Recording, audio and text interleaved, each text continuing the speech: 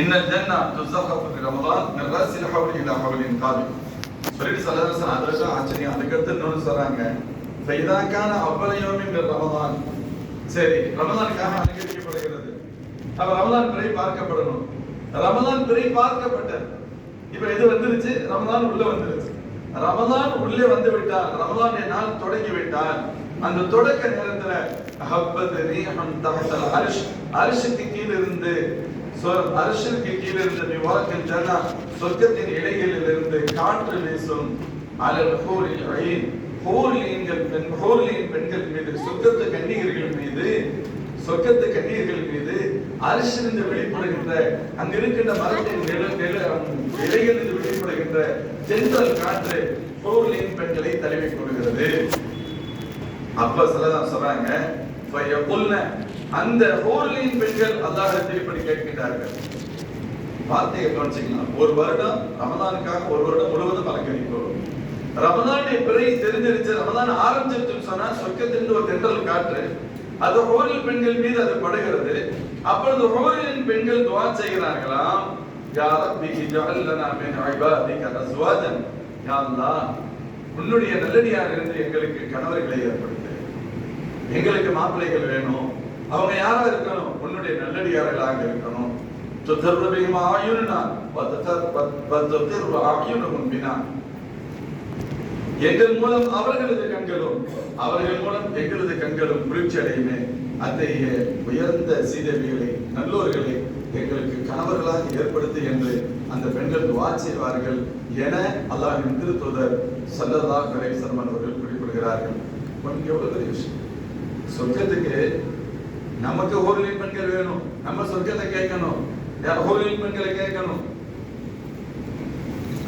எல்லாம் நமக்கு தேவை. ஆனா அல்லாஹ் என்ன செய்ய வைக்கிறான்?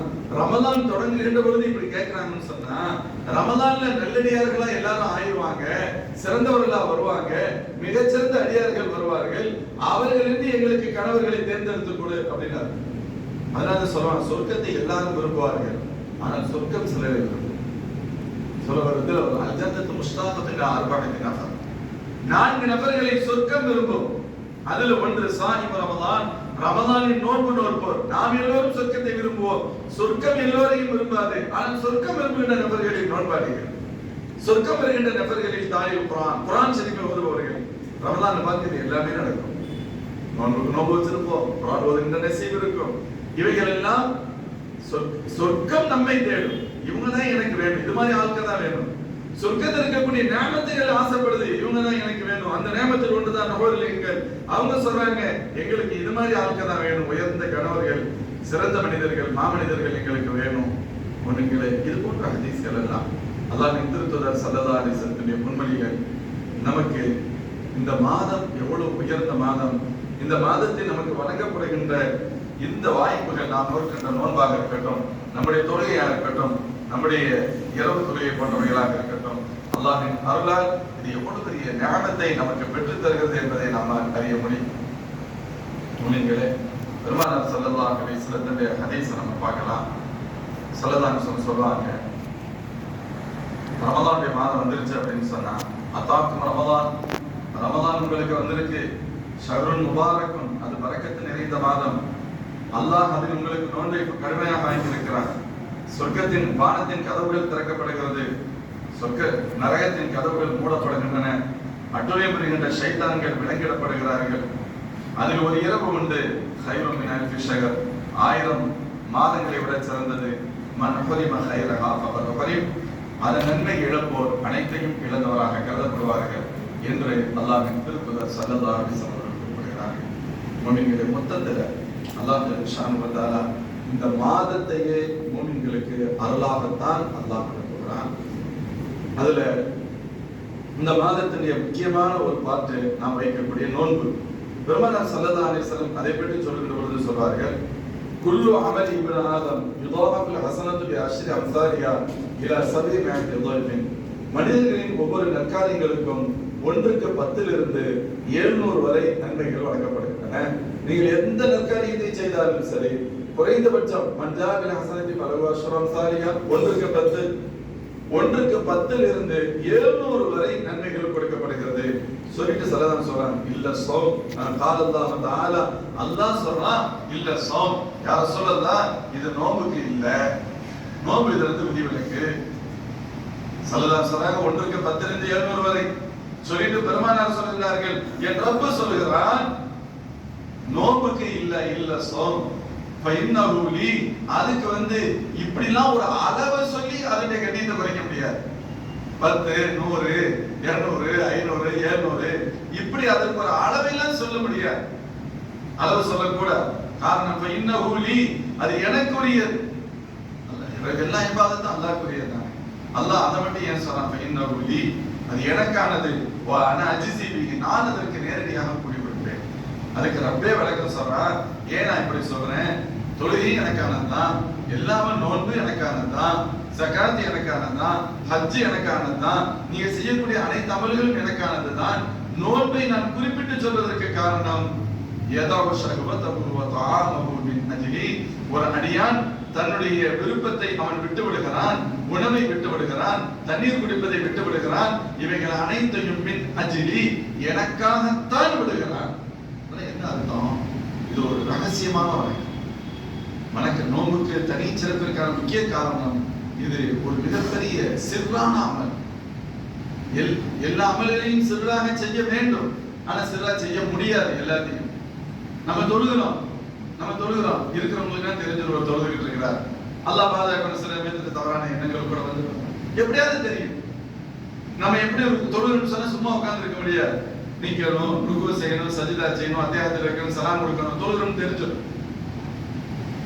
ஜகாத் சதகா இல்ல அது ரகசியமா செய்யலாம் முடியும் குறைந்தபட்சம் உங்களுக்கு பெருமளவுக்கு தெரியும் நீங்க கொடுக்குறீங்க அப்படின்னு அங்க நம்ம இதாகும் ஹஜ் துனியாவுக்கே தெரியும் எல்லாருக்கும் தெரியும் இந்த கேட்டகரியில பார்த்தோம் அப்படின்னு சொன்னா தெரியாத அமல் என்று சொன்னால் அது நோன்பு மட்டும்தான் எத்தனையோ நோன்பாளிகளை நீங்க நோன்பாளி என்று கண்டுபிடிக்க முடியாது அப்படி சொல்வதை விட எத்தனையோ நோன்பு இல்லாதவர்களை கூட நோன்பு இல்லாதவர்கள் யாரும் சொல்ல முடியாது ஒரு முஸ்லிமை பார்க்கிறோம் அவர் உண்மையிலே நோன்பு வைக்கிறேன்னு வச்சுக்கங்க அவர் நாம் நோன்பாளி இல்லைன்னு சொல்வதற்கு கூட அனுமதி கிடையாது நான் என்ன சொல்ல முடியும் அவர் ஒரு மூமின் இல்லங்க நீ நோன்பு வைக்கல நீ நோன்பாளி இல்ல சொன்னா நான் குற்றவாளி எதை வச்சு சொல்றோம் எப்படி சொல்ல முடியும் சொல்ல முடியாது அல்லாஹ் ஜல்ல ஷானு வ தஆலா ஸல்லல்லாஹு அலைஹி வஸல்லம் எனக்காகத்தானே எல்லாத்தையும் விட்டார் இப்போ வீட்டுக்கு போறோம் ஹலாலான உணவு இருக்கு ஹலாலான தண்ணீர் இருக்கு ஹலாலான மனைவி இருக்கிறாங்க இன்னும் சொல்ல போனா யாருமே இல்லை மனைவி கூட இல்லை யாருமே கிடையாது எல்லாம் ஊருக்கு போயிருக்காங்க நம்ம தான் ரொம்ப வச்சிருக்கோம் நம்ம வீட்டுக்கு போறோம் தண்ணீர் இருக்கு எல்லாம் இருக்கு குடிக்கிறோமா குடிக்குமா ஏன் குடிச்சா குடிச்சுட்டு ஒருத்தர் நோம்பாருன்னு சொல்ல முடியும் உலகத்துக்கு தெரியாது நோம்பு இஃப்தார் செய்யறவங்க நோம்பு வச்சிருக்காங்க அர்த்தமா அப்படிலாம் சொல்ல முடியாது இஃப்தார் வேறு நோன்பு வேறு நோன்பாளிகளுக்கு இஃப்தார் ஏற்பாடு இருக்கு ஆனா நோன்பாளிகளுடைய பறக்கத்துல யார் வந்தாலும் இஃப்தார் தான் அது வேறு விஷயம் அது பறக்கத்தை நோன்பு பறக்கத்தை ஆனா நோன்பு திறக்கிறது நேரத்துல இருக்கிறதுனாலே நோன்பாளின்னு சொல்றதுக்கு இல்ல இப்ப அவர் தனிமையில இருக்கிறார் விரும்பினால் சாப்பிடலாம் விரும்பினால் குடிக்கலாம் யாரும் அவரை கேட்க போறது இல்ல அவர் அதுக்காண்டி அவர் நோன்பு இல்லைன்னு வெளியில ஒண்ணு தெரிய போறது இல்ல ஆனாலும் அவன் செய்யறது இல்ல அல்லாஹ் சொல்றான் இப்ப அவன் தண்ணீர் இருந்துச்சு குடிக்கல சாப்பாடு இருந்துச்சு சாப்பிடல ஹலாலான மனைவி தான் இப்பதான் நிக்காக 20 நாள் 30 நாள் தான் ஆயிருக்கு ஆனாலும் கூட அவன் தன் மனைவிடத்துல அவன் உறவுக்கு போகல இதெல்லாம் ஏன் விட்டான் மின் அஜிலி எனக்காக அல்லவா என் ரப்புக்காக நான் நோன்பு நோட்டிருக்கேன் அப்ப இதை நான் செய்ய முடியாது இதை செய்யாம இருக்கிறதா நோன்பு இது என் ரப்பு என் மீது விதித்த கடமை என்ற உணர்வில் அவர் இருக்கிறாரே மாஷா அல்லாஹ் அவனுக்கு எப்படி இவ்வளவுதான் நான் நன்மைன்னு சொல்ல முடியும் அப்படிலாம் சொல்ல முடியாது அவருக்கு நான் டைரக்டாக கூலி கொடுக்கிறேன் இந்த ஹதீஸ்ல இன்னொரு ரிவாயத்துல அஜிசி பிஹி அப்படிங்கிற வார்த்தையை ஆனா உஜ்ஸா பிஹி அப்படி ஒரு ரிவாயத் இருக்குன்னு சொல்லுவாங்க அஜிசி பிஹினா அதற்கு நான் நேரடியாக கூலி தருகிறேன் என்று அர்த்தம் ஆனா உஜ்ஸா பிஹினா அதற்கு நானே கூலியாகி விடுகிறேன் என்று அர்த்தம் அதற்கு நானே கூலியாகி விடுகிறேன் அல்லாஹ்வே கிடைச்சிட்டான் இப்போ சொல்றாங்க ஒரு மன்னர் தன்னுடைய மக்களிடத்தில் சொல்லுகிறார் ஏதோ ஒரு நல்ல காரியத்தை பண்ணிட்டு வந்திருக்கிறாங்க ஒரு குரூப் உங்களுக்கு என்னவெல்லாம் வேணும் இங்க நிறைய பொருட்கள் இருக்கு நீங்க எதுல கை வச்சாலும் அதை எடுத்துக்கலாம் அப்ப ஒவ்வொருத்தரும் அவங்க விரும்புற பொருளை கை வைக்கிறாங்க. ஒரு நபர் வந்து மன்னருடைய தலையில கை வைக்கிறார். யார் வேணும்னு சொல்றார்? மன்னர் வேணுங்கிறார். இப்ப மன்னரே கிடைச்சிட்டா ஆட்டோமேட்டிக்கா எல்லாமே கிடைச்சிடும். அல்லாஹ்வே கூலியாக கிடைக்கிறார், ரப்பே கிடைக்கிறான். அவ்வளவு பெரிய ஒரு உயர்ந்த அமல் நோன்பு. ஸல்லல்லாஹு அலைஹி வஸல்லம் முஃமின்களே, நோன்பாளிக்கு ரெண்டு மகிழ்ச்சி இருக்கு. ஒண்ணு நோன்பு திறக்கிற பொழுது, இன்னொன்று ரப்பை சந்திக்கின்ற பொழுதுன்னு சொன்னாங்க ஸல்லல்லாஹு அலைஹி வஸல்லம். நோன்பு திறக்கின்ற பொழுது உண்டான சந்தோஷம் நமக்கு தெரியும், அது எல்லாரும் உணர்ந்து இருக்கிறோம். அப்படித்தானே? நோன்பு திறக்கிற போது மாஷா அல்லாஹ் அந்த அசர் நேரத்துக்கு பின்னாலேயே இன்னும் கொஞ்ச நேரத்தில் நோன்பு திறந்துருவோம் என்பதே ஒரு சந்தோஷம். அந்த நேரத்துல உட்கார்ந்து இருக்கோம், ஒரு வகையான மகிழ்ச்சி. இன்னொரு 5 நிமிஷம், இன்னொரு 10 நிமிஷம் துஆவுக்கான நேரம், துஆ செஞ்சுட்டு அந்த உள்ளத்துல ஒரு இனப்பரியாத சந்தோஷம் இருக்கணும். இல்லங்க அதான் நோன்பு வச்சுக்கிட்டு ஆசை, அப்படிலாம் இல்லை. அந்த ரப்பு சந்தோஷத்தை தரலாம், சந்தோஷப்படணும். இல்லைன்னா அவன் வந்து முட்டாளன் அர்த்தம், இல்லைன்னா மென்டல் அர்த்தம். சந்தோஷம் தான் இருக்கணும், இதுக்குதான் வேணும். ஃபர்ஹத்துல் இந்த ஃபித்ரி, நோன்பு திறக்கின்ற பொழுது உண்டான சந்தோஷம். அதை சொல்லிட்டு ஸல்லல்லாஹு அலைஹி வஸல்லம் ஃபர்ஹத்துல் இந்த லிகாஇ ரப்பி, நோன்ப நாளை மறுமையில ரப்ப சந்திக்கின்ற பொழுது சந்தோஷம். இது ரெண்டு காரணத்துக்காக சொல்லப்படுது. ஒண்ணு முந்தின சந்தோஷம் துனியாவுக்கே தெரியும், எல்லாருக்கும் தெரியத்தான் செய்யும். ஏன் அதை ஸல்லல்லாஹு அலைஹி வஸல்லம் சொல்றாங்க? மோமின்களே, இந்த ரெண்டு மகிழ்ச்சி இருக்கு. ஒரு மகிழ்ச்சி நீங்க அனுபவிச்சிட்டீங்க, இன்னொரு மகிழ்ச்சி அனுபவிக்க ஆசைப்படுங்க. ஒரு மகிழ்ச்சி எப்படி உண்மையோ சத்தியமோ அதை போன்று இன்னொன்றும் சத்தியம். இப்ப நீங்க அனுபவிக்கின்ற நாள் வரும். அது எந்த நாள்? சொர்க்கத்துல அல்லாஹ்வை சந்திக்கின்ற போது கிடைக்கக்கூடிய மகிழ்ச்சி. சூஃபியாக்கள் மகான்கள் சொல்லுவாங்க, அல்லாஹ் ஜல்ல ஷானஹு வ தஆலா மறுமையில சந்திக்கின்ற பொழுது எப்படி மகிழ்ச்சி இருக்கும், அந்த மகிழ்ச்சி எப்படியாவது அளவிட முடியுமா? மகிழ்ச்சியோட அளவுல ரொம்ப வித்தியாசம் இருக்கு. ஒரு குழந்தைய சராசரி ஒரு பிள்ளையை பார்க்கிறோம், மகிழ்ச்சி தான். நம்ம பிள்ளைய பார்க்கிறோம் அழகான தோட்டத்துல, மாஷா அல்லாஹ், இன்னும் மகிழ்ச்சி இருக்குமா இருக்காதா? யாரோ ஒருத்தர் நீ காரை பார்க்கிற சந்தோஷம், ஏன் சொந்த காரை நான் பார்க்கிறேன் ரொம்ப சந்தோஷம். இயல்பு தானே இது, இயல்பு தானே, எல்லாத்துக்கும் உள்ளது தானே. அல்லாஹ் ஜல்ல ஷானஹு வ தஆலா மகிழ்ச்சிக்கான காரணங்கள், அளவுகள் ஆளாலை பொறுத்து மாறுபடும். நம்ம பிள்ளைய பார்த்துக்கிட்டே இருக்கிறோம். அதே போல நம்ம ஒரு பையன் ஃபாரின் போயிருக்கிறார், 3 வருஷம் கழிச்சு வர்றார், அவரை பார்க்கின்ற பொழுது சந்தோஷம் ஒரே மாதிரி இருக்குமா? இருக்காது. ஒருத்தர் ஊர்ல இருந்து வர்றார், தன் மனைவியை பார்க்கிறார். ஊருக்கு இங்கிருந்து போகும்போது மனைவியை விட்டுட்டு தான் போனாரு, இப்ப வரும்பொழுது மனைவியை பார்க்கிறாரு. 3 வருஷம் கழிச்சு வர்றாரு, அந்த மனைவியை பார்க்கணுங்கிற ஆசை எவ்வளவு இருக்கும், பார்க்கின்ற பொழுது உள்ளத்தில் எவ்வளவு சந்தோஷம் இருக்கும், தன் பிள்ளைகளை பார்க்கின்ற பொழுது எவ்வளவு சந்தோஷம் இருக்கும். இதுல வேறுபாடு இருக்குமா இருக்காதா? இருக்கும். இதெல்லாம் பார்த்தா நாளை மறுமையில சரி அல்லாஹ் தன்னை லிகாவை தர்றான். அப்படி அல்லாஹ்வை நம்ம சந்திக்கிற நேரத்துல எப்படி சந்தோஷம் இருக்கும், அதுக்கு ஏதாவது புரிய முடியுமா அப்படின்னு கேட்டா நம்ம என்ன சொல்றது? இல்லங்க அதை எப்படி புரிய முடியும், அது மறுமையில தான் தெரியும் சொல்லுவோம். ஆனா சூஃபியாக்கள் சொல்றாங்க, புரியறதுக்கு அல்லாஹ் ஒரு வழி வச்சிருக்கிறான் அப்படின்னு சொல்றாங்க. புரியறதுக்கு அல்லாஹ் ஒரு வழி வச்சிருக்கிறான். என்ன தெரியுமா? அவங்க சொல்ற விளக்கம் நியாயமான விளக்கம். இந்த உலகத்துல மனிதன் பெரிய சந்தோஷமா நினைக்கிறது ஹலாலான மனைவி, பெரிய சந்தோஷம். ஹலாலான மனைவி இடத்துல அவன் உறவு கொள்கிறான். அந்த இறுதி நேரத்தில் அவனுக்கு ஏற்படுகின்ற சந்தோஷம் ஒரு மிகப்பெரிய சந்தோஷம், அந்த சிற்றின்பம். இதுக்காக தான் துனியா நாசமாகிட்ட போது, இதுக்காக தான். வெறும் பகுதி ஸல்லல்லாஹு அலைஹி வஸல்லம் சொன்னாங்க, மையம்மன்னி மா பைன லஹ்யை வ மா பைன தஃதை அல்மன் பில் ஜன்னah, நாக்குக்கும் கற்புக்கும் எனக்கு நீங்கள் பொறுப்பேற்றுக் கொண்டால் உங்களுக்கு சொர்க்கத்திற்கு நான் பொறுப்பாளின்னு சொன்னாங்க. உலகத்துல 1000 குற்றங்கள் இருக்கலாம், எல்லாம் இரண்டிற்குள் அடங்கும். ஒன்று நாவினால் ஏற்படக்கூடிய, வாயிலால் ஏற்படக்கூடிய பிரச்சனையா இருக்கும். அது உணவாக இருக்கலாம், பேச்சாக இருக்கலாம், அல்லது கற்புடைய தொடர்புடைய பிரச்சனையா இருக்கும். மொத்தத்துல இந்த ரெண்டுக்குள்ள வந்து அடைக்கும். எதுவாக ஆயிரக்கணக்கான கேட்டகரிஸ் இருந்தாலும் இந்த ரெண்டுல கொண்டு வந்து அடைக்கிடலாம். சிலதான் சொல்றாங்க, இந்த ரெண்டுக்கு பொறுப்பேற்றுக்கங்க, சொர்க்கத்தை பத்தி நீங்க கவலைப்பட வேணாம், அது நான் வாங்கி தரேன், நான் சாமி தருகிறேன், நான் பெற்று தருகிறேன். காரணம் அவ்வளவு அது கடினமானதுதான். சரி, அதுக்கு ஏன் மனிதன் இவ்வளவு தூரம் போறாங்கன்னு கேட்டா, இந்த உலகத்திலேயே அவன் அனுபவிக்கக்கூடிய பெரிய சந்தோஷம் அது. ஆனால் அதற்கு பெயர் சிற்றின்பம். அப்ப இது சிற்றின்பம் என்று சொன்னால் பேரின்பம் எது சொல்றாங்க? அல்லாஹ்வை நீங்க சந்திக்கிற நேரத்தில் அடைவீர்கள் அல்லவா, அதுதான் பேரின்பம். அந்த பேரின்பம் எப்படி இருக்கும் அப்படிங்கிறதுக்கு ஒரு நமூனா, ஒரு நமூதத், ஒரு மாடல் ஒன்று வேணும் இல்ல? அல்லாஹ் அதுக்காகத்தான் இதை ஒரு இன்டைரக்டா ரொம்ப தந்திருக்கிறான். இதுல உங்களுக்கு இவ்வளவு சந்தோஷம் அப்படின்னு சொன்னா, இதை போன்ற 1000 மடங்கு, இதை போன்ற லட்சம் மடங்கு, இதை போன்ற கோடி மடங்கு, 10,000 கோடி மடங்கு அதை நீங்க பெருக்கி பாருங்க, அது எப்படி இருக்கும் புரியறதுக்காக. அவ்வளவுதான். என்னத்தை பெருக்கி பார்த்தாலும் அது கணக்குக்குள்ள வர போறது இல்ல, அது வேற விஷயம். அது கணக்குக்குள்ள வராது. இருந்தா நமக்கு தெரியணும் இல்ல, இப்படிதான் தெரியணுமா இல்லையா? அதுக்காக அல்லாஹ் ஜல்ல ஷானஹு உதாரணம் சொன்னார். நம்ம முதல்ல ஒரு வசனம் சொன்னோம், நீங்க சொர்க்கத்தின் பக்கம் விரைந்து வாருங்கள். சொர்க்கத்தினுடைய அகலமே எப்படி இந்த வானம் பூமியோடு தொடர்புடையது, அவ்வளவு நீளம். அப்ப சொர்க்கத்தினுடைய அகலம் வானம் பூமி தானு கேட்டா குர்ஆன் ஷரீஃபின் விரிவுரையாளர்கள் அந்த இடத்துல எழுதுவாங்க, இல்ல அதுதான் அர்த்தம் இல்ல, நமக்கு இருக்கிறதுலே பிரம்மாண்டம் மிக்கது அதுதான், அதை பத்தி தான் நமக்கு தெரியுங்கிறதுனால அல்லாஹ் அதை சொல்லி தர்றான். அவ்வளவுதான், நமக்கு புரியறதுக்காக ரொம்ப சொல்லி தர்றான்.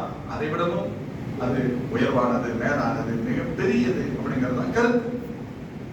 மோமின்கள் ஸல்லல்லாஹு அலைஹி வார்த்தை. அப்ப நோன்பாளிக்கு ரெண்டு சந்தோஷம், இது எல்லாத்தையும் நம்ம அனுபவம் நினைக்கு. இதுல என்னன்னு கேட்டா ஈமான் தான். அதனாலதான் ஸல்லல்லாஹு திரும்ப திரும்ப திரும்ப சொல்றான், மன் ஸாம ரமதான் ஈமானன் வ இஹ்திஸாபன் குஃபிர லஹு மா தகத்தம மின் தம்பி வமன் காம ரமதான் ஈமானன் வ இஹ்திஸாபன் குஃபிர லஹு மா தகத்தம மின் தம்பி வமன் காம லைலத்துல் கத்ர் ஈமானன் வ இஹ்திஸாபன் குஃபிர லஹு மா தகத்தம மின் தம்பி. இது புகாரி முஸ்லிம் வரக்கூடிய ஹதீஸ். அபூ ஹுரைரா ரலியல்லாஹு அன்ஹு அறிவிப்பார்கள், ஸல்லல்லாஹு என்ன சொன்னாங்க தெரியுமா? ரமலான்ல நோன்பு வைக்கிறார், ஈமானோடும் இஹ்திஸாபோடும் நோன்பு வைத்தால் அவருடைய கடந்த கால பாவங்கள் மன்னிக்கப்பட்டது. ரமலான் இரவு நேர தொழுகையை தொழுகிறார், ஈமானோடும் இஹ்திஸாபோடும் தொழுகிறார், அவருடைய கடந்த கால பாவங்கள் அனைத்தும் மன்னிக்கப்படும். லைலத்துல் கத்ருடைய இரவுல நின்று வணங்குகிறார், ஈமானோடும் இஹ்திஸாபோடும் நின்று வணங்குகிறார், அவருடைய கடந்த கால பாவங்கள் எல்லாம் மன்னிக்கப்படும். வெறுமனே நோன்பு வைக்கிறாரு தொழுகிறாருன்னு சொல்லல, ஈமானோடும் இஹ்திஸாபோடும் இதை செய்தால் அவங்களுக்கு இந்த பாக்கியம் கிடைக்கும். மூணு இடத்துலயும் அதே வார்த்தை வருது, மூணு இடத்துல அதே வார்த்தை. அப்ப அர்த்தம் ஒண்ணுக்கு அர்த்தம் வழங்கிட்டா எல்லாத்துக்குமே அர்த்தம் புரிஞ்சிடும். அதுக்கு என்ன அர்த்தமா, நோன்பு வெறுமனே பசிக்கு இருக்கிறது நோன்புக்கு அர்த்தம் இல்ல. ரமலானில் ஒரு நோன்பு வைக்கிறார், இந்த நோன்பை என் மீது என் ரப்பு ஃபர்லாக ஆக்கி இருக்கிறான், இது என் ரப்பு என் மீது கொடுத்த கடமை என்ற உணர்வோடும், ஏதோ நான் வச்சிருக்கேன் அப்படிதான் நினைக்காம இதற்கு என் ரப்பு சவாபை தருவான் என்ற நம்பிக்கையோடு நோன்பு நோற்றால் உங்களுடைய கடந்த கால பாவங்கள் எல்லாம் இரவுல தொழுகிறோம். இது சுன்னத்தான அமல். அல்லாஹ் எங்கள் நபியின் வழியாக ஏற்படுத்தி தந்த சுன்னா இது. இதை செய்வதனால் எங்களுக்கு அபரிமிதமான நன்மைகள் கிடைக்கும். இந்த இரண்டு எண்ணமும் சேர்ந்து அந்த அமல் நடைபெற்றால் கடந்த கால பாவங்கள் எல்லாம் மன்னிக்கப்பட்டுவிடும். எதுக்கு இதை சொல்ல வரேன்? நோன்புடைய நேரத்தில் இஃப்தார் நேரத்தில் சந்தோஷத்தை அனுபவிக்கின்றனா, நாளை மறுமையில் எனக்கு எங்கள் ரப்பு எங்களுக்கு இதை தருவான், அவனை நாங்கள் சந்திக்கும் நசீபை பெறுவோம், அந்த பேரின்பத்தை அடைவோம், அல்லாஹ் எங்களுக்கு அந்த பாக்கியத்தை தருவான். வேண்டுமானால் அந்த இடத்தில் இப்படி துஆ செய்ய வேண்டும். எங்கள் நபி ஸல்லல்லாஹு அலைஹி சொன்ன இரண்டில் ஒன்றை யா அல்லாஹ் இப்பொழுது நாங்கள் அனுபவித்து விட்டோம், அனுபவித்துக் கொண்டிருக்கிறோம், இன்னொன்றையும் எங்களுக்கு நீ கடமையாகிறது. அது புத்திசாலித்தனம். கேட்கணும், அல்லாஹ்ட்ட கேட்கணும். மேலும் ஸல்லல்லாஹு சொல்வாங்க, பல ஹலூஃப் ஃபமின் ஸாயிம் அத்யபு இன்தல்லாஹி மின் ரீஹில் மிஸ்க். நோன்பாளி வாயிலிருந்து வரக்கூடிய வாடை கஸ்தூரியை விட மேலான. இந்த ஹதீஸில் எல்லாம் நம்ம கேள்விப்படுறோம், கஸ்தூரியை விட சிறந்த. கஸ்தூரியை விட எப்படி? நோன்பாளியுடைய வாயிலிருந்து வரக்கூடிய வாடைன்னா என்ன வாடை? அது பசியினால் ஏற்படுகின்ற வாடை. சாப்பிடவே இல்லைன்னா ஒரு ஸ்மெல் வரும். அந்த வாடை ரொம்ப புகழுக்குரிய வாடைலாம் ஒண்ணு இல்லை, அது பேட் ஸ்மெல் தான் நம்முடைய பாஷையில சொல்றதா இருந்தா. ஆனா அது ஸ்மெல்லுல வித்தியாசம் இருக்கலாம். நோன்பின் காரணமாக, அல்லாஹ்விற்காக அவன் நோன்பிருந்ததின் காரணமாக வெளிப்படுகின்ற ஸ்மெல் என்பதால் நீங்கள் அந்த ஸ்மெல்லுடைய புறத்தோட்டத்தை பார்க்கின்றீர்கள். அல்லாஹ் சொல்றா, என்னுடைய பார்வையில் அது கஸ்தூரியோட அது கிட்டத்துல வர முடியாது. அதனால தான் சொல்லுவாங்க, وَوَاعَدْنَا مُوسَى 30 لَيْلَةً وَأَتْمَمْنَاهَا بِعَشْرٍ فَتَمَّ مِيقَاتُ رَبِّهِ 40 لَيْلَةً.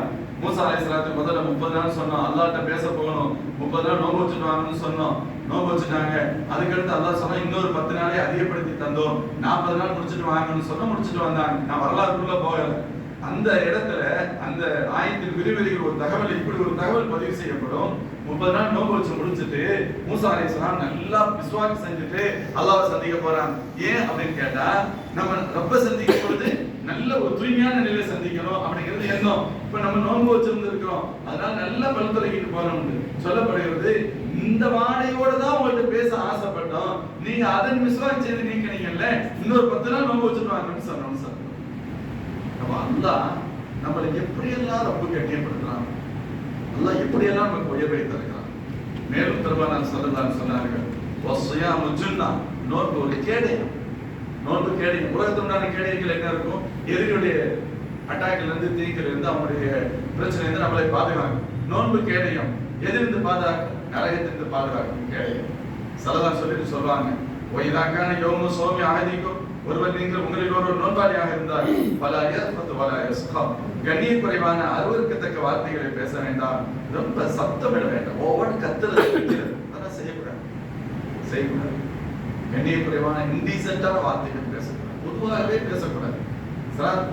பேசக்கூடாது. நோம்பு வச்சுட்டு பேசலாம், பள்ளியாசல்ல உட்கார்ந்து பேசலாம், குற்றத்துக்கு மேல் குற்றம், பாவத்திற்கு மேல் பாவம். பொதுவாக செய்வது தவறு, நோன்பாளியாக இருந்து செய்வது தவறு, பள்ளியாசல் இருந்து செய்வது இன்னும் தவறு. சில சமயத்தில் பள்ளியாசல்ல சின்ன சின்ன காரியங்களுக்காக அடிச்சுக்கிறோம், சத்தம் ஓட்டு கத்துறோம். இஃப்தார் நேரத்துல ஏதாவது ஒரு சின்ன விஷயங்கள், இங்க உட்காரு அங்க உட்காரு, நீ என்ன சொல்றது நான் என்ன கேட்கறது, தயவுசெய்து அதெல்லாம் வரவே கூடாது. ரொம்ப டீசென்டா நடந்துக்கணும், ரொம்ப டீசென்டா நடக்கும். நம்ம இல்ல ரொம்ப டீசென்டா ஒரு வரிசை ஃபாலோ பண்ணப்படுதுன்னா ஆட்டோமேட்டிக்கா அங்க போய் உட்காரணும். சரி, ஏதோ ஒண்ணு இன்னொரு இடத்துல உட்காந்துட்டோம், அதற்கான வாலண்டியர்ஸ் சொல்றாங்க, இங்க கொஞ்சம் உட்கார்ந்து இந்த வரிசையை ஃபில் பண்ணா நல்லா இருக்குமே, உடனே நமக்கு கௌரவ பிரச்சனையா வரக்கூடாது. சரிம்மா நான் ஏதோ கவனிக்கிறோம், ஒண்ணுமே சொல்ல தேவையில்லை, நீங்க போனா போதும். அவங்க உங்களுக்காண்டி துவா செய்யணும். கண்ணியமான நடைமுறைகள், கண்ணியமான வார்த்தைகள் அல்லாஹ்வுக்கு வந்து அதான் பிடிக்கும். சொல்லுவான், அவர் மூமினின் அடையாளம் அவர் வார்த்தைகள் கண்ணியமானதாக இருக்கும், முனாஃபிக்கின் அடையாளம் இடகுடமா இருக்கும். அவன் தான் மண்டக்க எது வேண்டுமானாலும் பேசுவான். மேலும் சொல்லலாம் சொல்றாங்க. சரி, அப்ப ஒருத்தர் சொல்றாரு, நான் சண்டைக்கு போல, அவன் தான் இந்த பிரச்சனை பண்ணா அப்படின்பாரு. இவர் கோபத்துல பேசிட்டார், என்னங்க நீங்களும் அப்படி பேசலாம், இல்ல நான் பேசல, நான் இது பண்ணல, அவர் தான் என்ற உங்களுக்கு வந்தாரு, அவர் தான் என்னை ஆரம்பிச்சாரு, அதனால நான் சூடாயிட்டேன். சிலதான் அதுக்குன்னு சொல்றாங்க, உங்களை யாராவது ஒருவர் திட்டினார் அல்லது யாராவது உங்களிடத்தில் சண்டைக்கு வந்தார், நான் நோன்பாளியாக இருக்கிறேன் என்று சொல்லுங்க. அப்ப கூட அவர் பேசுறாருல, நான் நல்லதான் பேசுறேன். நம்ம வந்து நியாயப்படுத்துறதுக்கு பார்ப்போம். எப்பொழுதுமே ஒரு அடிப்படை ஒரு சூழ் தெரிஞ்சுக்கணும்.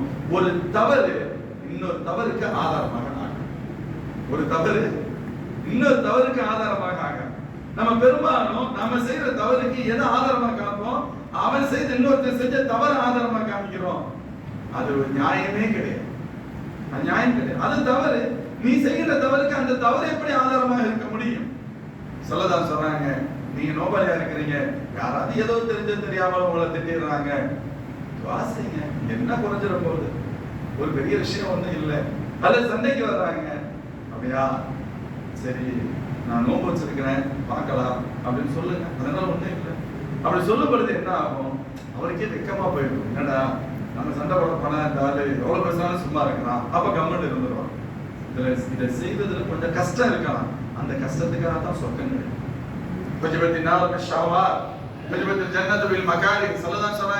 சிரமங்களை கொண்டுதான் சொர்க்கம் சொல்லப்பட்டிருக்கிறது. சிரமங்களை செஞ்சுதான் சொர்க்கத்துக்கு போக முடியும். மனவீச்சை விரும்புறதெல்லாம் செஞ்சா டைரக்டா நரகத்துக்கு போயிடும். சொர்க்கம் காண்பிக்கப்படுகிறது. மலக்குமார்கள் பாக்குறாங்க, பார்த்துட்டு வந்து மாஷா அல்லாஹ் ரொம்ப சந்தோஷப்பட்டாங்க. இது உள்ள எப்படி யார் வராம இருப்பான்னு சொன்னாங்க. சொர்க்கத்தை சுத்தி உள்ள பல்வேறு விஷயங்களும் காண்பிக்கப்பட்டது. ஒரு ஆள் கூட உள்ள வருவான்னு தெரியலையா.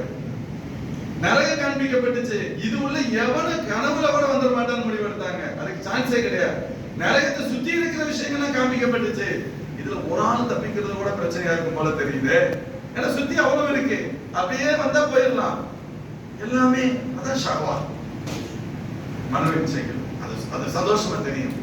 தொழுகிறது கஷ்டம், தொழுகை விடுறது சந்தோஷம். நோம்பு வைக்கிறது கஷ்டம், நோம்பு விடுறது சந்தோஷம். ஜகாத் கொடுக்கிறது கஷ்டம், கொடுக்காம இருக்கிறது ஈஸி. ஹஜ் செய்யறது கஷ்டம், ஹஜ் செய்யாம இருக்கிறது வசதி.